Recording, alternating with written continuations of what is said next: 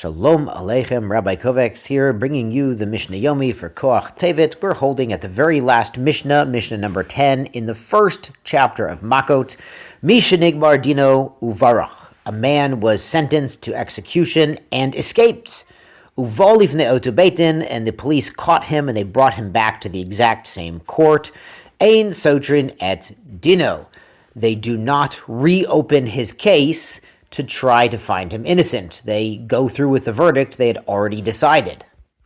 On a related note, Kol Makom Sheyamdu Shnaim V'Yomer, anytime two witnesses can come and testify, Me'idin Anobish Ploni, we know about Reuven here, Shenigmar Dino Beveitin Shel Ploni, he was actually convicted in another court, Uploni Edav, and these were the witnesses.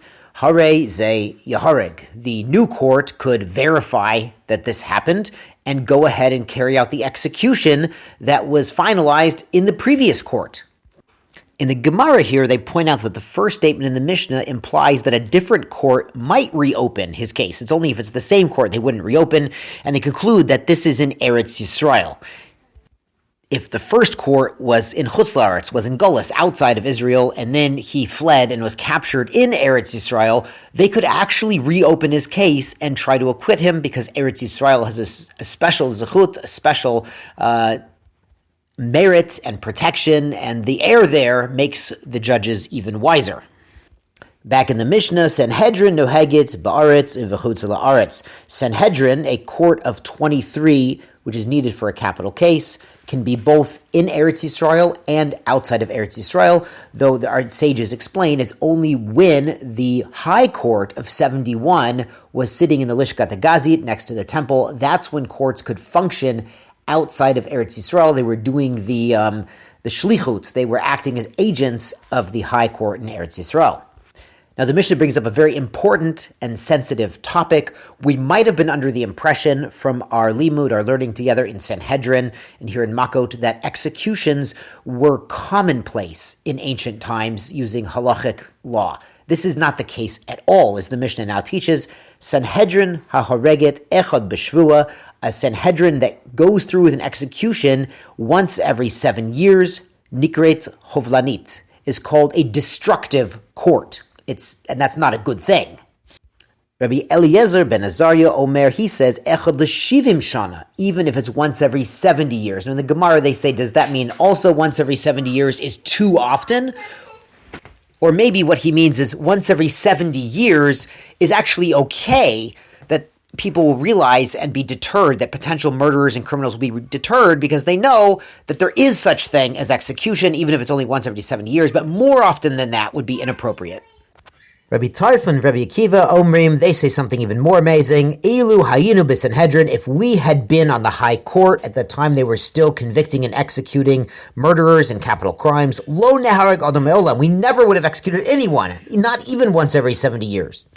Rabbi Shimon ben Gamliel Omer, af hen marbin shochi damim b'Yisrael. They would have increased the number of murders among the Jewish people because there would have been no deterrent effect. In the Gemara, they explain that Rabbi Akiva and Rabbi Tarfon, they could have asked the witnesses, how do you know that the victim was not already a treifa? They could have asked them very detailed questions in the Drisha and Chakira to get them to be contradicted and really been able to dismiss cases on technical grounds. So it's a very serious issue, balancing the need to protect society from violent people with the court's instruction from the Torah to try to find ways to acquit people and not execute people. Famously, Eretz Yisrael has no death penalty, Eichmann being the Yamach Shemo being the exception that proved that rule. In America, some Gedolim have said that they do not support the death penalty because in American law, the courts rely on DNA evidence and hearsay, and often it comes out later that those types of evidence are inaccurate. In any event, we do learn from here that capital punishment was very rare, even in ancient times, and there was considerable debate and discussion about how to employ it. Mazel Tov, and on to Chapter 2. Eilu hen hagolin. These are people who have to go into exile, to a city of refuge, as we'll see. Hahoreg nefesh bishgaga. It's one who kills someone else by accident. Now, the Torah discusses this issue in Shemot chapter 21, and then again in Numbers chapter 35, and in Devarim. The idea being, if there's an accidental death, then the perpetrator needs to flee to an Ir Miklat. The Arei Miklat are the cities of refuge, and his case will be tried, and if he indeed killed by accident, then he remains in exile. Of course, if they find out he killed on purpose, then he could be executed, and if he leaves the city, as we'll see, the Goel Adam, the relative of the victim, could come after the perpetrator, even if it was an accident. And he has to remain there until the Kohen Gadol passes away. Now, the Mishnah gives examples of really what it means shogeg, what it means to be an accident, because we understand also, lehavdil, in modern law, there's negligent homicide, and there's, second degree, and there's different levels of intention and negligence and contribution to such acts, God forbid, lo aleinu. So the Mishnah says, Haya me'ogil b'magila. He's pushing a roller to paint or plaster his roof. V'nafla alav veharagdo. It slipped out of his hand, falls down the roof, and it lands on someone's head, God forbid, and kills him.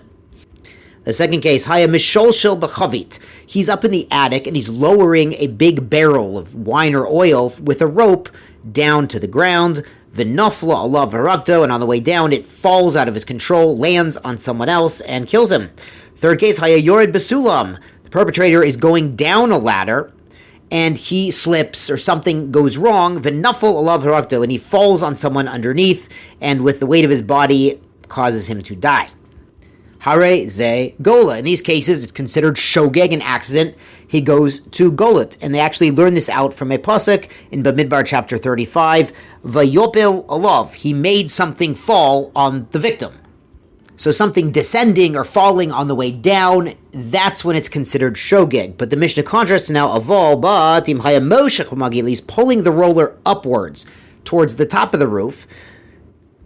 V'nafal alav harakto, and it falls and kills someone. Haya dole b'chavit, he's pulling a cask or a barrel up into the attic. It's on the way up. Nifsa kachevel, the rope snaps on the way up. V'nafal alav harakto, and it falls and kills someone. Or haya ole b'sulam, he's going up a ladder.